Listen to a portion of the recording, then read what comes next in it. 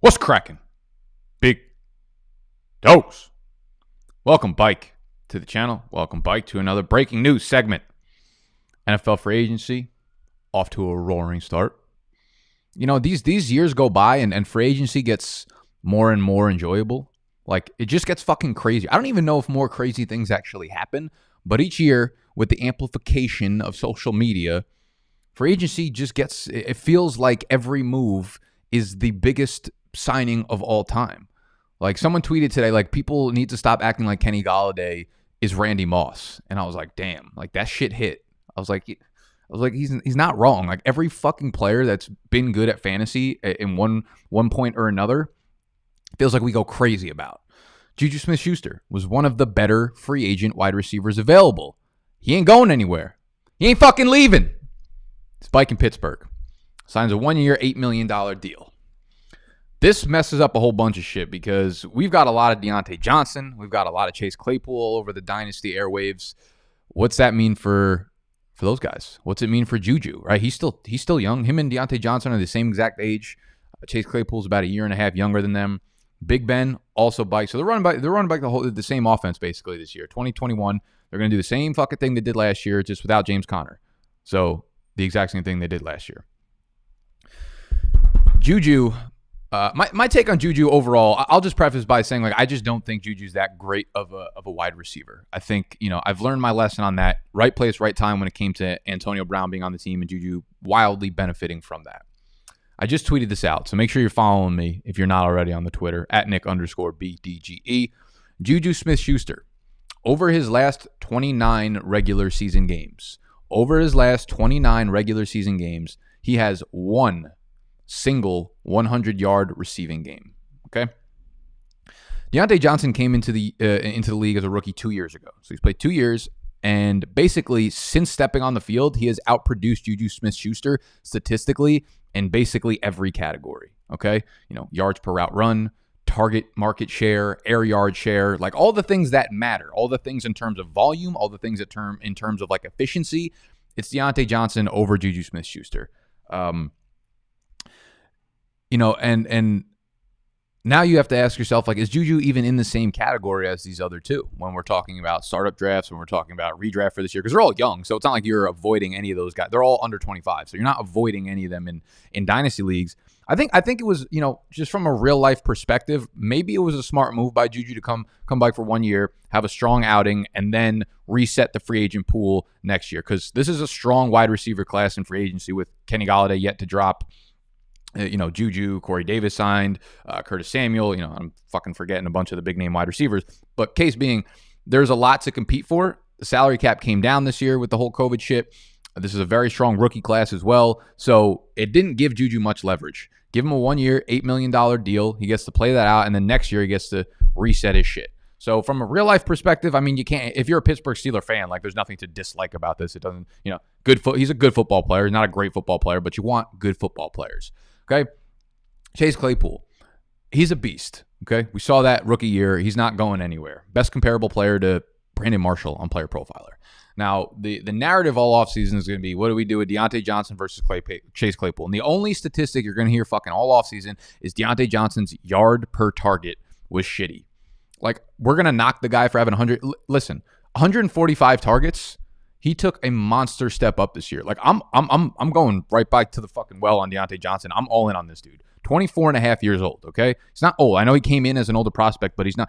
Everything resets. You know, we want to talk about fucking players having young breakout age in college. Why can't we have a breakout age in the NFL? If they break out at a young age in the NFL, doesn't that make them good? Yeah, that makes them good fucking football players. Diontae Johnson did just that. Chase Claypool did just that. JUJU-SMITH SCHUSTER did just that.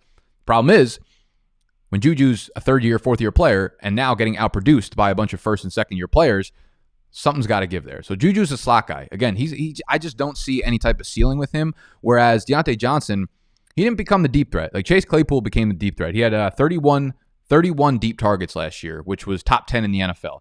Diontae Johnson was up there top 20 as well, but when you look at the target quality rating, right? We want to knock Diontae Johnson for his yards per target number being shitty.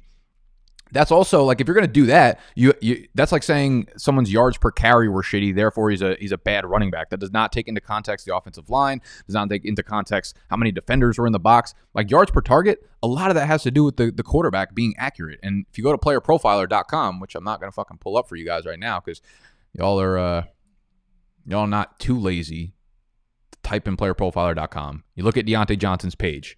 Over the last 2 years, his target quality rating in 2020, 88th among wide receivers, okay? 88th. Target accuracy, 67th. We look back at 2019, target quality rating, 87th, okay? Listen, the yards per target number is not there, but it wasn't his fault. Big Ben, this offense, that's what they were doing. If their offense is going to be built around short passes and Diontae Johnson is the best option for that, that's what we're going to fucking get, okay? He had 21 deep passes last year, 21 deep targets thrown his way. Only 7 of them were catchable. I know he had a lot of drops. He had a lot of drops, a lot of intermediate drops, a lot of short drops, which is something that hopefully he works on because I don't think it was like that in his rookie year. 21 deep targets last year. He didn't drop a single one of those. 14 of the 21 were inaccurate. 14 of the 21 were deemed non-catchable, okay? So we're writing off Diontae Johnson already, although he just commanded 145 targets. He just commanded a 22.9% target share. He just commanded a 25.7% air yard share on a team where he wasn't even the number one deep threat. Okay? So we're drafting Diontae Johnson. We're drafting Chase Claypool. We're drafting both of them in Dynasty. Depending on where you have to draft JUJU-SMITH SCHUSTER, he is most likely going to be a fade for me. If you can get him in redraft leagues in like the 6th or 7th round, that's where I'm going to start looking at him. But I want ceiling. I talk about this pretty often. When I'm looking at my wide receiver threes, my flex plays or whatever, those are guys that I want ceilings from. I don't want, fucking 5 for 42 and hoping that he falls into the end zone. So JUJU-SMITH SCHUSTER finished last year strong. He started scoring a lot of touchdowns, but again, I relay that. 100-yard receiving game over his last 29 regular season games. Okay? He just doesn't really provide a ceiling. You look at his yardage totals from the games over the second half of last year. It's 19 yards, 37 yards, 28 yards, 55 yards, 15 yards, 96 yards, 65 yards. Like, it ain't it. It ain't it, Juju. So good real-life move for all parties involved, I suppose, because the market's probably not there for a guy like Juju right now. I would have seen him like to come to NY, whether that was in green or blue. I think he would have fit in the market here. He likes New York. He likes TikTok. He likes all that fucking bullshit, and it's affecting his play on the field. So right now, I actually feel like I'm probably in the minority at this point, but I would take. They're fucking right next to each other. Diontae Johnson, Chase Claypool. It's a coin flip for me. I literally take a coin out. This is how we do analysis here at Big Dogs. And if you're just finding me, I wouldn't want to subscribe if I were you, but it'd be fucking cool if you did. So hit that subscribe button down below. We'll be doing breaking news on every free agent dropping throughout the next couple of days. All right, heads. We're gonna draft Claypool. Tails, we're gonna draft Diontae Johnson in season long next year. Actually, that's a lie. In season long, I'm going Diontae Johnson over Claypool. But in Dynasty, it becomes closer. I don't know why. I'm gonna flip it twice. I didn't see it. I swear to God. What'd I say? Heads was Claypool. Tails was Diontae. This is for Dynasty. Heads is Claypool. It's heads. Okay. Diontae Johnson, redraft. Chase Claypool, Dynasty. If you're in a bunch of leagues, mix up the revenue. I really think, man, 145 fucking targets?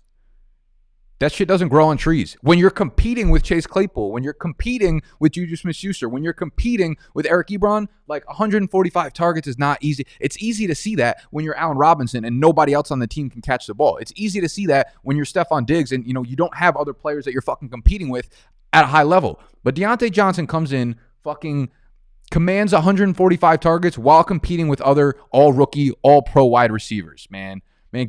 Get the fuck out of here with that Diontae Johnson hate. We ain't having it here in 2021. Big Dogs got to eat. JUJU-SMITH SCHUSTER back to Pittsburgh. Hit the thumbs up button if you enjoyed. Subscribe to the channel if you're new, and I'll probably see you in about 13 minutes once Kenny Golladay signs with the Atlanta Falcons. Peace.